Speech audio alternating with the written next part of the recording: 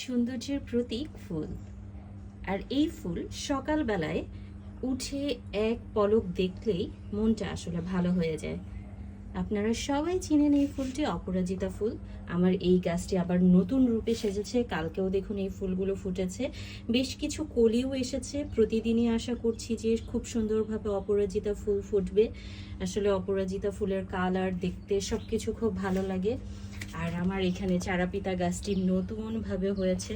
আসলে এইবার চারাপিতা গাছ খুব বেশি একটা টিকানো যাচ্ছিল না ছাদে, তো এজন্য আমরা বারান্দায় এনে রেখেছি। দেখুন মাশাআল্লাহ, এই যে এই চারাপিতাটা টুকটুক করছে, হলুদ হয়ে এসেছে প্রায়।